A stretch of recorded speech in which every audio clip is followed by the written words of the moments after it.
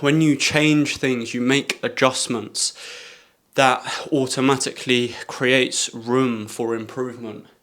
And if not room for improvement, then room for knowledge, because if you don't try and fail, then you don't know. A lot of people get so caught up in not wanting to change something because it's not broken. You might think it might not need fixing, but you just never know if you never try or go outside of your little box. What's inside your box might not be broken, but there might be certain things on the outside that are 10 times what you have inside, and you will never know if you don't go and discover, go and try. Error correction is the one thing that creates experts. And why is that? Because experts have the most tried and failed knowledge possible.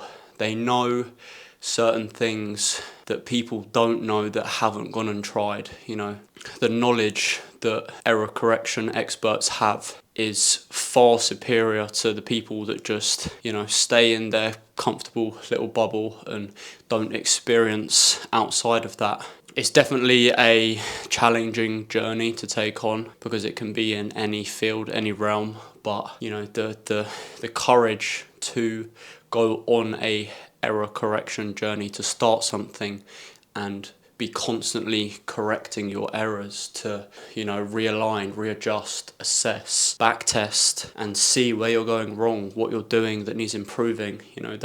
That is what life is all about, is error correction. They say that everybody makes mistakes, but what do you do about that mistake that you have made is what makes you who you are. Because you can do a mistake over and over and over again, but if you don't correct your errors and assess and backtest and see where you've gone wrong, what you could do better, then you're just not going to improve at anything. Become an expert at error correction and watch all the other areas of your life improve. This is why I come in here and record, because these things wouldn't come out if I'm just down here by myself. I would just go through my session as it is. This is why I have to have somewhere like this to be able to express and say things in the moment, because I'm sure there's a lot of things that people go through their day-to-day life that they think and they go, wow, that makes a lot of sense. But you forget about it a couple hours later because you wouldn't have written it down anywhere. You wouldn't have noted it in your phone. You wouldn't have said it to someone. It's these passive thoughts that are so important to keep track of, keep a record of, what you're thinking about, what makes sense, what doesn't make sense, to just get a grasp on your thoughts and realise why you're thinking the way you're thinking, and, shape your own reality with those thoughts in a sense. That is what I love doing. This is like a lot of the things I talk about and discuss is just stuff that's going on in my life and I'm dealing with, pulling back and forth with, and coming down here and speaking about it just helps me to log those thoughts.